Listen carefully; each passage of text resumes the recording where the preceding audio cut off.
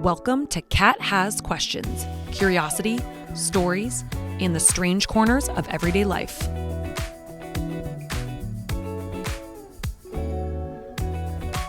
Hello, I'm Kat. Okay, before we dive into today's story, I want you to pause, go over to Apple, Spotify, Overcast, wherever you listen to podcasts, and subscribe and leave a rating or review. This helps independent podcasters like me be able to continue doing this. And I would personally really appreciate it. Anything helps, truly. Today's episode is going to be a two-parter, so I will do part of it today and part of it next week. And with that, let's dive right into today's case. It's a freezing February evening in rural New Hampshire. Snowbanks line both sides of the road. The sun disappeared hours ago. A bus driver rounds a bend and notices a black Saturn crashed into a snowbank. He stops to help. A young woman is standing beside the car. She tells him she's already called AAA. He knows she hasn't, and he leaves to call the police. 7 minutes later, officers arrive. The car is still there, but the driver has vanished. More than 20 years later, no one knows where she went. This is the disappearance of Maura Murray. Before we can understand what happened on a cold February night in New Hampshire, we have to understand the woman at the center of the mystery. Because despite everything that's been written, debated, and theorized, over the last 2 decades, one fact remains unchanged. Maura Murray was a real person. A daughter, a sister, a friend, a nursing student with goals for the future. And somewhere along the way, that person has often been overshadowed by the mystery surrounding her disappearance. Maura was born on May 4th, 1982, in Brockton, Massachusetts, and grew up in Hanson, Massachusetts, a quiet town about 30 miles south of Boston. She was one of 5 siblings in a close-knit family. She was the 4th child. She had an older brother named Fred and 2 older sisters named Kathleen and Julie. Fred was quite a bit older, and Kathleen and Julie were closer in age to her. She also had a younger half-brother named Kurt. She was raised in an Irish Catholic household, and when she was just 6 years old, her parents divorced, and after which she primarily lived with her mother. However, she shared a particularly strong bond with her father, Fred, and her whole family just truly remained close. Fred has described Maura as fiercely independent, intelligent, and incredibly driven. Those who know her often echo this sentiment. She was the kind of person who pushed herself hard, whether it was academically or athletically. She wasn't someone who was content with doing the bare minimum, and that drive showed early. Maura attended Whitman-Hanson Regional High School. Throughout high school, Maura excelled as a distance runner and was a star athlete on the school's track team. She competed in cross-country and track sports that demand discipline, endurance, and an ability to keep going even when your body is begging you to stop. Friends described her as competitive, but not in an arrogant way, but in the sense that she genuinely wanted to challenge herself and improve. After graduating high school, she took a path that reflected both her ambition and her sense of service. She was accepted into and enrolled at the United States Military Academy at West Point in New York, where she studied chemical engineering for 3 semesters. Her sister Julie also feels like Maura wanted to kind of follow in her steps based on her podcast, which I'll talk about a little bit later. But Julie was already there, and Maura then was going to go there as well. Getting accepted into West Point is no small accomplishment. The admissions process is famously competitive, combining academic performance, fitness, leadership experience, and recommendations. For many students, it's the culmination of years of hard work. Maura had completed nearly 2 years there, but eventually came to the conclusion that West Point was not a good fit for her. She transferred to the University of Massachusetts Amherst, where she enrolled in the school's nursing program, which is also hard to get into. By all accounts, nursing suited her well. It combined intelligence with compassion, and friends believed she'd make an excellent nurse. Her mom was also a nurse, so following in the footsteps of her mom. While transitioning from West Point to UMass, she also began dating another West Point cadet named Billy Rausch. Billy remained at the academy while Maura attended school in Massachusetts. But much of their relationship was long distance because she was just kind of starting to leave when they started dating.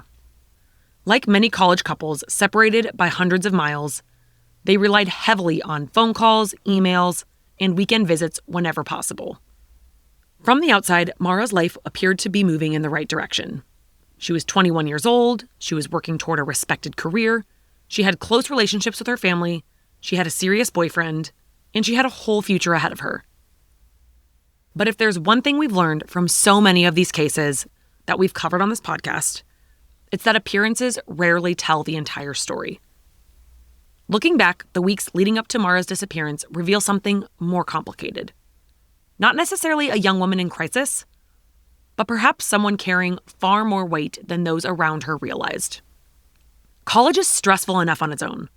Add the demands of a rigorous nursing program, financial pressure, maintaining relationships, working part-time, and trying to figure out what you wanted your life to become. It's easy to imagine how even the most capable person can begin to feel overwhelmed. And for Maura, there were already signs that life wasn't unfolding as smoothly as it appeared. Just a few months before she disappeared, she became involved in an incident that raises eyebrows today. In November 2003, so this was about 3 months prior to her disappearance, Maura used a stolen credit card number to order food from several local restaurants. The purchases totaled only a few $100s, but it was a serious mistake. She eventually admitted what she'd done and agreed to make restitution, avoiding jail time through a probationary agreement, and eventually it was dismissed after 3 months due to good behavior. For some people, it's simply an isolated lapse in judgment by a college student. For others, it's an indication that something deeper may have been happening beneath the surface. It also came to light to close friends and family that she had developed disordered eating while attending West Point. According to her sister Julie, this was unfortunately fairly common in that environment where they had very little control over their life in the military world. Eating was one of the few things that she could control. I think it's important for this to be known when talking about this portion of Maura's history because binging is something common among people with disordered eating. I'm not saying it makes it right for her to steal someone's credit card, but I think it kind of fills in the picture a little bit about decisions she was making, if she was struggling with this in the background, and why she would maybe do that in the first place, if she was trying to hide it or embarrassed or ashamed or whatever the case may be. Whatever the reason, it's one of the several moments that has led investigators, journalists, and internet sleuths to wonder whether Maura was quietly struggling long before she disappeared. Hindsight always gives more clarity as well. Another story that comes up, while Maura was still at West Point, some news accounts indicate that she was on the verge of expulsion from West Point prior to going to UMass, after she was accused of stealing from a consumer goods store while training at Fort Knox. She was immediately caught prior to even leaving the store and had to face an honor board at West Point to find out what the disciplinary action would be. According to Maura's sister Julie, who is also a student there herself, like I mentioned, stated that the punishment would not have been as severe as expulsion because she had admitted wrongdoing. So some of those reports were wrong, saying she was being expelled, because that's not true. However, Maura still chose on her own to leave the military academy before the honor board even met. So there was a little bit of confusion about was she expelled, was she going to be expelled, but truly I think she just left before any of that was even figured out, and it was highly unlikely that that would have been her punishment anyways. Maura left because she wasn't happy there, and Julie speculates that she wonders if Maura stole from the store as a way to leave the school without it being her decision. 9/11 also occurred shortly before Maura made the decision to leave. I think this is important context because nobody attending West Point up until that point could have predicted that they could be thrust into a war and potentially be deployed. And that put a whole new lens on the duties required by a cadet at West Point. So if she was already unhappy, that certainly wouldn't have helped. Another side note is that she actually met her future boyfriend, Billy, while facing the honor board. He was a couple years older and actually on the board that was deciding the fate of these students. And that's how they met when her disciplinary action was being figured out. She and Billy had what is described as an on-again, off-again relationship. One of her friends described the relationship as Maura being more into him, but that's really just speculation from the outside. Obviously, they were not in the relationship. There are reports that Billy had cheated on her at some point, but as a couple, they decided to work it out. He was stationed in Oklahoma, so it was long distance, as we talked about earlier. During one of their off times in the relationship, Maura actually started a secret relationship with one of the assistant track coaches, who was a graduate student at UMass while she was an undergrad student there. This eventually fizzled out, and she ended up back with Billy in the end. My guess is this was kind of kept under wraps and secretive, since that power dynamic of a coach dating one of the players would definitely be looked down upon. It's important to be careful not to rewrite someone's life through the lens of what happened afterward. Millions of college students make mistakes. They get overwhelmed, they make poor decisions, and they recover. I mean, if you looked back on most people's lives when they were in their teens or early 20s, anyone could be painted in a bad light from a poor decision they've made. That certainly does not define who they are. None of these things mean someone is destined to vanish. And that's one of the challenges with this case. Every event before February 9th, 2004 has been examined with the benefit and perhaps the burden of hindsight. It's tempting to see every misstep as a warning sign, every stressful moment as a part of some great, larger plan, every strange decision as evidence of what was to come. But the truth is, at that time, no one believed they were watching the final chapter of Maura Murray's story. To her classmates, she was simply another nursing student. To her father, she was his daughter. To her boyfriend, she was someone he'd be speaking again with very soon. No one could have imagined that within days, Maura would disappear so completely that more than 20 years later, investigators still can't say with certainty what happened after she stepped away from her crashed Saturn on a lonely stretch of road in New Hampshire. And as we'll see, the days leading up to that drive were anything but ordinary. Life rarely falls apart all at once. More often, it happens through a series of seemingly unrelated moments. Small decisions, unexpected setbacks, emotional conversations that don't appear significant until you look back. For Maura Murray, the days leading up to her disappearance were filled with exactly those kinds of moments. Individually, none of them necessarily point to what would happen next. Together, however, they've become some of the most heavily scrutinized events in true crime history. The first occurred in the early morning hours of Sunday, February 8th, 2004. The night before, Maura's father, Fred Murray, had traveled to Amherst to visit his daughter. The two spent time together looking at used cars. Fred had been helping Maura search for a newer, more reliable vehicle since her black 1996 Saturn had developed mechanical problems and was becoming increasingly unreliable. He reportedly had actually asked her not to drive it anywhere long distance due to the unreliability of it. So he had come up specifically to look at cars with her because she needed reliable transportation for her clinical rotations in her nursing program. Afterward, they had dinner together before Maura attended a party with some of her friends. Maura dropped her father off at his motel room and borrowed his Toyota Corolla. She returned to campus to attend the dorm party. She arrived at about 10:30 p.m. At 2:30 a.m. that night, on Sunday, February 8th, she left the party. Accounts of the evening vary slightly depending on who's telling the story, but by all indications, it wasn't an especially unusual college gathering. There was alcohol, conversation, and friends coming and going throughout the night.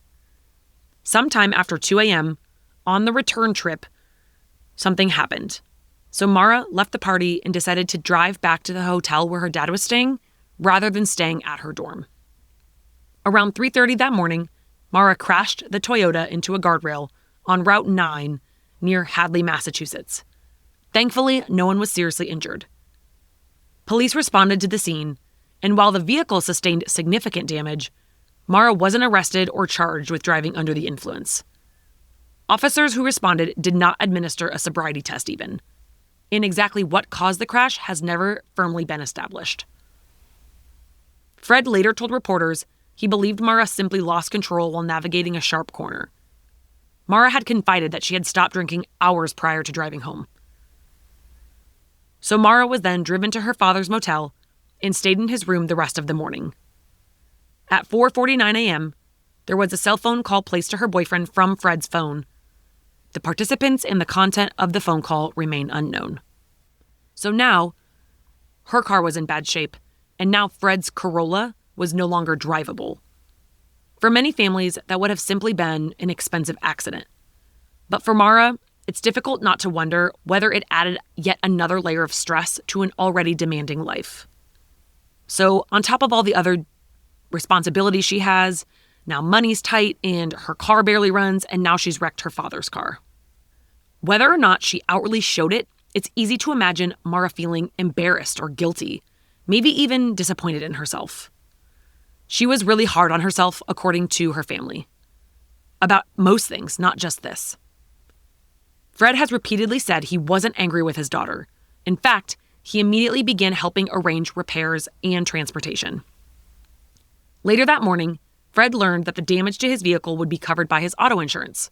He rented a car, dropped Maura off at UMass Amherst, and departed for Connecticut, where he had to get back to work.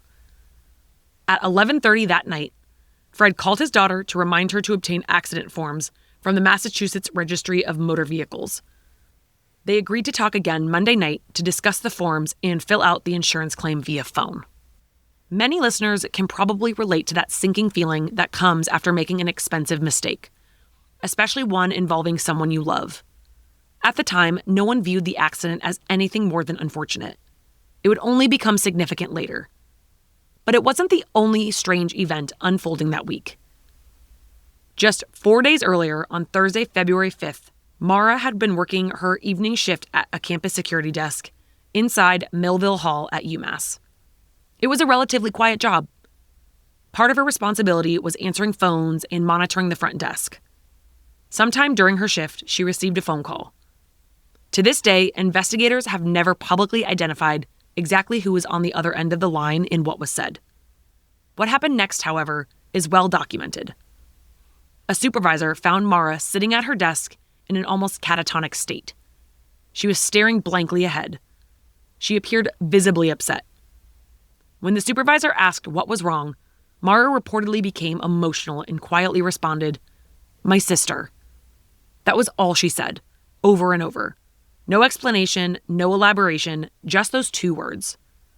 Her supervisor was concerned enough that another student escorted Maura back to her dorm room. The incident has fueled endless speculation over the years. At first, some wondered whether something terrible had happened to one of Maura's sisters. But according to her family, no emergency had occurred that night. Investigators eventually learned that Maura's older sister, Kathleen, had been struggling with alcoholism and personal difficulties around that time. Some reports suggested Kathleen had spoken with Maura about those struggles shortly before the emotional breakdown. And if that's true, it provides one possible explanation. The exact contents of the call would remain unknown until October of 2017, when Kathleen publicly explained the conversation that Kathleen had been discharged from rehab for alcohol that evening, and on the way home, her fiancé took her directly to a liquor store, which caused a relapse. Many people have received a difficult phone call from someone they love and felt emotionally overwhelmed afterward. But once again, hindsight changes everything, because now we know that only 4 days later, Maura would disappear. Suddenly, every conversation, every tear, every stressful moment feels like it might have meant something more. The challenge is separating what we know from what we assume. Did the phone call trigger an emotional spiral? Or was it simply one difficult evening during an otherwise normal week? No one can say for certain. What we do know is that by the beginning of February 2004, several stressors seemed to be converging at once. The lingering consequences of the credit card fraud, the pressure of nursing school, concerns about family, the relationship challenges that come with long distance, financial uncertainty, a wrecked car. Any one of those burdens might be manageable on its own, but combined, for even the most resilient person, that can begin to feel overwhelming. Still, if you had asked anyone who knew Maura that weekend whether they believed she was about to vanish, the answer would almost certainly be no. She still had classes, she still had responsibilities and plans. At least, that's what everyone believed. What no one knew was that within the next 24 hours, Maura would begin making a series of decisions so unusual that investigators are still trying to understand them more than 2 decades later. And it all started on the morning of Monday, February 9th, 2004. By the morning of Monday, February 9th, 2004, Maura Murray's life appeared, at least from the outside, to be continuing as normal. She attended at least one class that morning at UMass Amherst. She spoke with classmates. Nothing about her behavior stood out as alarming. No one reported that she seemed frightened, panicked, or in immediate distress. If Maura had already decided what she was going to do that day, she wasn't sharing it. But sometime after class, something changed. Over the next few hours, Maura would complete a series of errands that investigators have spent more than 20 years trying to understand. Individually, none of them seem especially unusual. Together, they paint a picture that is both deliberate and deeply mysterious. Her first stop was an ATM. Surveillance footage captured Maura withdrawing $280, nearly every dollar she had in her checking account. After the transaction, she had $20 left in her bank account. The footage itself has become iconic in this case. If you've ever seen it, it's almost unsettling in its normalcy. There's no visible panic. No one appears to be following her. She's simply a college student standing at an ATM withdrawing cash. Knowing what would happen just hours later gives those few seconds an eerie weight they would never have carried otherwise. Why empty nearly your entire bank account? Was she planning a short getaway and simply just needed cash for it? Was she worried about using a debit card? Did she intend to leave for good? Or was there another explanation entirely? No one knows. After leaving the ATM, Maura stopped at a nearby liquor store. Store receipts show that she purchased several different types of alcohol, including a box of wine, vodka, Kahlua, and Bailey's Irish Cream. It's an eclectic combination. However, according to her sister Julie, Maura's favorite drink was a Black Russian, which these are the exact ingredients to make one, except for the wine, which was, I think, actually purchased at least a week earlier. Some have suggested the purchases were meant for a small vacation. Others believe they indicate someone intending to drink alone. Still, others point out that college students often buy whatever sounds good without giving it much thought. Again, context changes everything. If Maura had returned safely to campus a day later, this receipt would likely never gotten a second look. Instead, every bottle has been analyzed, debated, and assigned meaning. From there, Maura made another stop that often gets overlooked. She visited the UMass administrative office and picked up accident report forms. Remember the crash involving her father's Toyota just 2 days earlier? She needed the paperwork for insurance purposes. It's one of the more ordinary errands she completes that afternoon. She and her father had agreed to talk on Monday to get the accident situated. And in some ways, it complicates the idea that she intended to disappear forever. If you're planning to abandon your life entirely, why would you bother picking up insurance forms to get your car fixed? It's a small detail, but one that's difficult to ignore. Next came perhaps the most puzzling part of the day. Maura emailed several of her professors, as well as her supervisor at work. In those emails, she explained that she would be away for about a week due to a death in the family. The problem? There had been no death in the family. The story wasn't true. Why she fabricated it remains one of the central questions in this case. Maybe she simply wanted a believable excuse to miss classes. College students sometimes tell white lies to buy themselves a few days. And as a college professor myself, I've heard it all. Or maybe the lie suggests she was planning something she didn't want anyone to question. The truth is, we just don't know. And that's a theme you'll hear repeatedly throughout this case. Almost every important question ends the same way. We don't know. At some point that afternoon, Maura also packed some of her belongings. Reports indicate she packed clothing, toiletries, and school materials. Some accounts suggest she removed personal items from the walls of her dorm and boxed up a number of her possessions. And that detail has fueled countless theories online. Like, was she preparing to move out?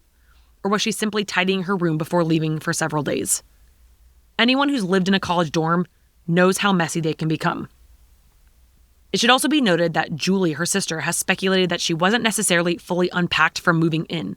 So I don't know how much stock we can put into the possessions being boxed up, later seen by police. The spring semester had recently started, and she had just moved into a single-bedroom dorm from one with a roommate. So she was still probably unpacking it to some degree. Still, when investigators later entered the room after she disappeared, they noted that it appeared much more organized than expected. But I think we also need to take into account she went to West Point before this, so she probably kept a pretty tidy quarters. Another detail that sounds more significant than it actually might be. This is what makes Maura Murray's case so endlessly fascinating. Almost every piece of evidence can support multiple interpretations. One person sees someone carefully planning a temporary escape. Another sees someone contemplating suicide. Someone else sees a young woman preparing to meet another person. And another sees nothing more than an overwhelmed college student taking a spontaneous road trip to clear her head. The evidence itself rarely points only in one direction. Investigators also later discovered that Maura had searched on her computer for directions to locations in northern New Hampshire and Vermont. Shortly after midnight on Monday, February 9th, so essentially the night before, packing up her car to head out, Maura used her personal computer to search MapQuest for directions to Berkshires and Burlington, Vermont. The first reported contact Maura had with anyone on February 9th was about 1 p.m. when she emailed her boyfriend, "I love you more, stud. I got your messages, but honestly, I don't feel like talking too much to anyone. I promise to call today, though. Love you, Maura." Maura also made phone calls earlier that day about renting a condo in Bartlett, New Hampshire, where her family had vacationed in the past. Telephone records indicate the call lasted 3 minutes, but the owner did not remember the call and did not rent to Maura. Also earlier that day, Maura called a fellow nursing student, though the reason is unknown. John Healy, a New Hampshire private investigator familiar with the case, suggested she may have arranged to give her scrubs to a fellow nursing student. A family member, her aunt, Helena Murray, stated that Maura might have called because she was returning scrubs she had previously borrowed. So I don't know that those are too important of calls. Once again, it's hard to say. Among the items later found were printed directions to the Burlington, Vermont area, though exactly where she intended to go had never been confirmed. Some believe she had planned to rent that condo or a cabin. Others point to emails she'd previously exchanged with her father discussing vacations in the White Mountains. The region was not unfamiliar to her family. They had vacationed there before. If Maura was looking for somewhere quiet to spend a few days, it wouldn't have been an unusual choice. But was that truly her destination? Or were the directions simply one of several possibilities she had considered? So as mentioned earlier, that afternoon, Maura emailed a work supervisor saying she'd be out of town for the week due to a death in the family. She stated she would contact them when she returned. Maura loaded up her belongings into the aging black Saturn.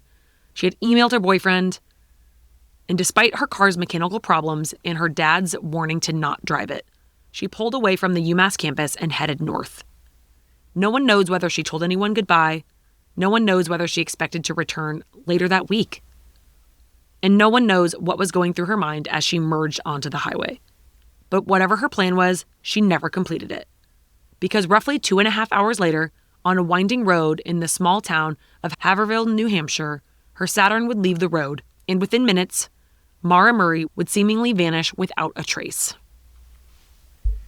At approximately 4:37 that afternoon, Maura used her computer for the last confirmed time. Sometime shortly after, she climbed into her black 1996 Saturn SL2 and left the University of Massachusetts Amherst. From UMass, the most direct route north would have taken her onto Interstate 91, before eventually leading her toward New Hampshire's White Mountains. It's a drive of roughly 2.5 hours, one that begins in busy college towns, but gradually transforms into something much quieter. The farther north you travel, the more the landscape changes. The traffic thins, the towns become smaller, gas stations and restaurants grow farther apart. Cell service becomes increasingly unreliable. By early February, the scenery is beautiful, but unforgiving. Snow blankets the forest, the roads wind through mountains and valleys, and once the sun goes down, darkness settles in quickly. Exactly what happened during those next couple of hours remains one of the biggest gaps in this case. Unlike today, smartphones weren't constantly recording our location in 2004. I actually learned when researching this case that Facebook launched into existence the week Maura went missing. If that paints a picture of where things were with technology and social media, Maura's disappearance has been cited as the first crime mystery of the social media age. There was no GPS history, no location sharing, no Google Maps, no dash camera, no security cameras documenting every stop along the way. For large portions of Maura's drive, we simply don't know where she was. What we do know comes from a handful of receipts, phone records, and witness accounts. Investigators believe Maura stopped for gas somewhere along the route, although the exact location has never been definitively established. At some point, she also appears to have been drinking. When investigators later searched the Saturn, they discovered the box of Franzia wine with evidence that some of it had leaked inside the vehicle. A strong odor of alcohol was reportedly coming from the car after the crash. Police also recovered an empty soft drink bottle that had reportedly contained traces of red wine. Whether Maura had consumed alcohol while driving remains unknown. It's certainly one possibility investigators have considered, but there's no conclusive evidence establishing exactly when or even if she drank that evening. If that box of wine was also from a week prior, it's possible she had drank it elsewhere or before and wasn't actually drinking it then and there. As daylight faded, Maura continued north. The farther she drove, the more isolated the roads became. If you've ever driven through northern New Hampshire in winter, you know there's something almost surreal about it. Miles of dense forest, scattered homes, long stretches where you won't pass another car for several minutes. It's peaceful, until something goes wrong. Then it's the kind of place where you suddenly realize just how alone you are. By shortly after 7 p.m., Maura was traveling east on Route 112, near the town of Haverhill. It's a narrow, winding road that cuts through wooded terrain. The speed limit changes frequently. Sharp curves appear without warning. In February, snowbanks line the shoulders, leaving little room for error. Around 7:27 p.m., several residents living near a sharp bend heard what sounded like a vehicle striking something. When they looked outside, they saw a black Saturn resting off the roadway. The car had apparently spun out and come to rest facing the wrong direction. Its front end was heavily damaged. Steam or smoke appeared to be coming from the vehicle. The airbags had deployed. It was clear an accident had just occurred. One of the first people to notice the crash was a local resident named Rick Westman. He and his wife Faith looked out from their home across the road and observed a young woman moving around near the Saturn. She appeared to be alone. Neither of them reported seeing anyone else in or around the vehicle. Just one young woman standing beside a crashed car. Faith called the Grafton County Sheriff's Department at 7:27 to report the accident. According to the 911 log, the woman claimed to have seen a man smoking a cigarette inside the car. However, she then later stated that she had not seen a man nor a person smoking a cigarette, but rather had seen what appeared to be a red light glowing from inside the car, potentially from a cell phone. So there was a little bit of miscommunication there, but ultimately she did not think Maura was with anybody. Less than 150 yards away, another local resident was finishing his school bus route as a bus driver. His name was Butch Atwood. As he drove his bus toward home, he came upon the accident scene. Concerned, he pulled over to check whether the young woman needed help. That brief conversation would become one of the most important moments in the entire investigation. According to Butch, the woman appeared shaken but not seriously injured. The bus driver noticed the young woman was not bleeding or visibly injured, but cold and shivering. He offered to call for help. The woman asked him not to call the police. One police report said she pleaded, but she had assured him she had already called AAA. To be clear, AAA had no such record of any call. Butch immediately found the explanation odd. There was little to no reliable cell service in that area. In fact, many locals knew it was nearly impossible to make a call from that stretch of Route 112. If Maura had tried to use her phone there, it's unlikely the call would have connected. Butch later said he suspected she'd been drinking. Not because she was stumbling or slurring her words, but because he believed he saw a bottle inside the vehicle. Wanting to help but respecting her wishes, he was going to go home and call the police. His house was only a short distance away. The interaction lasted perhaps 1 or 2 minutes. Nothing about it suggested that history was unfolding. Just a stranding motorist and a concerned local trying to help. His call was received by the sheriff's department at 7:43 p.m. The bus driver was unable to see Maura's car while he made the call, but he did notice several cars pass on the road before police arrived. Another local resident, home from work, claimed she passed the scene at about 7:37 p.m., so exactly 10 minutes after Butch's call, and saw a police SUV parked face-to-face with Maura's car. She pulled over briefly and did not see anyone inside or outside either vehicle, and decided to continue home. This witness's statement contradicts the official police log, which has Haverhill police arriving 9 minutes later than that, but we will get to more of that soon. But as Butch walked back to his bus, it's hard not to wonder what Maura was thinking.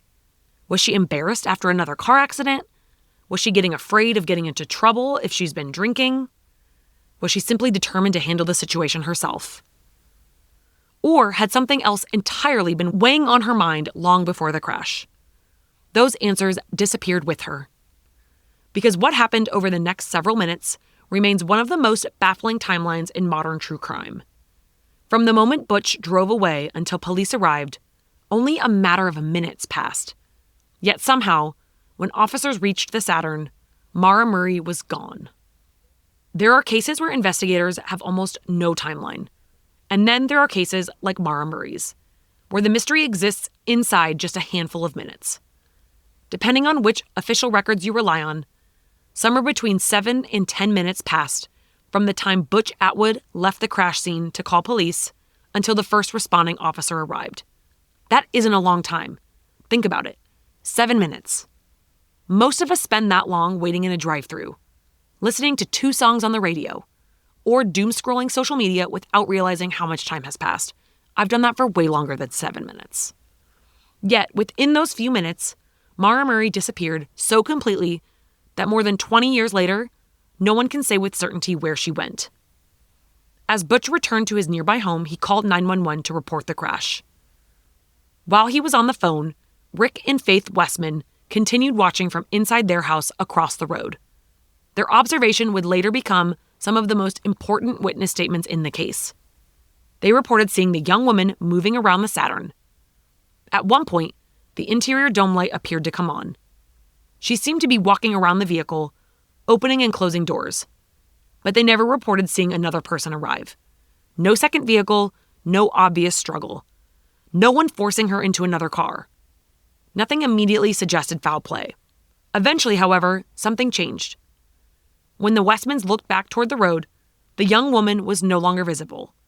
The Saturn remained exactly where it had crashed, but its driver had seemingly vanished.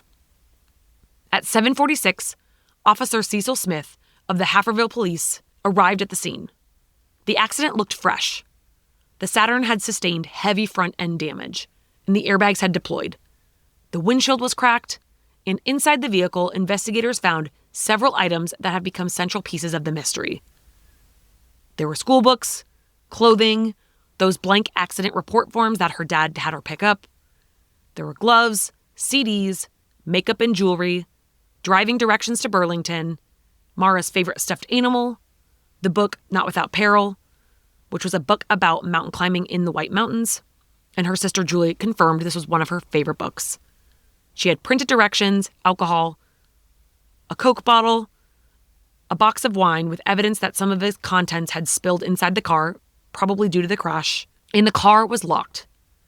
Missing was Maura's debit card, credit cards, and cell phone, none of which had been located or used since her disappearance.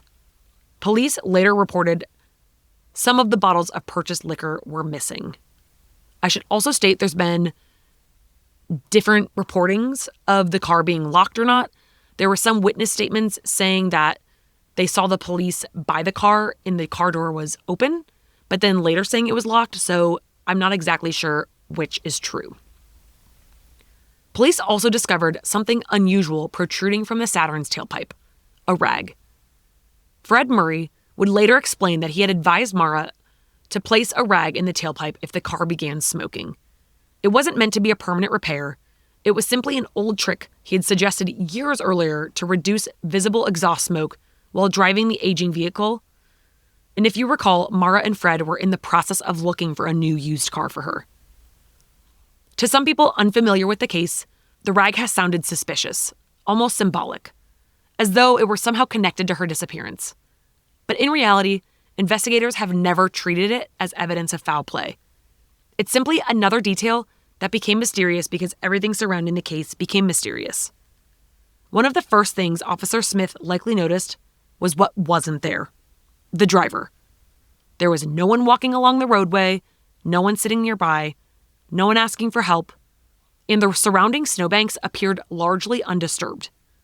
At first glance, there was no obvious tracks leading away from the scene. That fact has fueled decades of debate. If Maura walked into the woods, where were her footprints?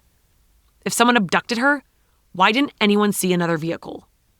If she ran down the road, how did no one passing by her notice? Every possibility seems to create another question.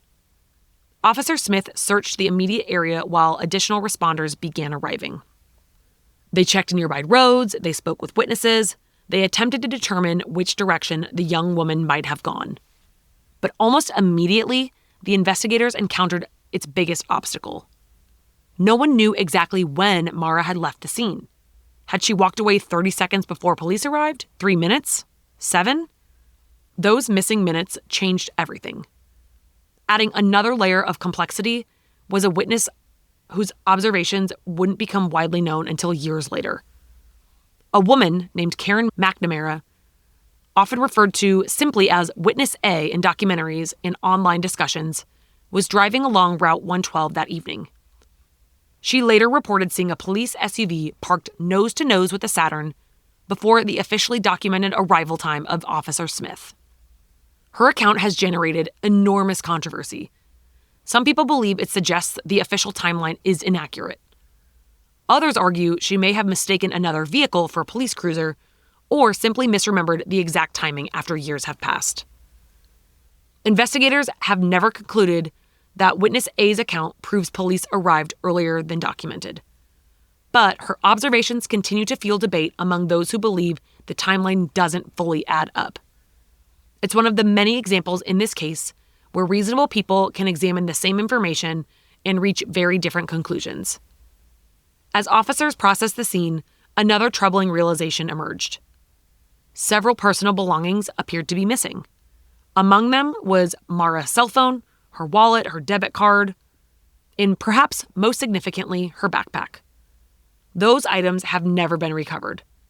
Did she intentionally take them with when she left the car? If so, why?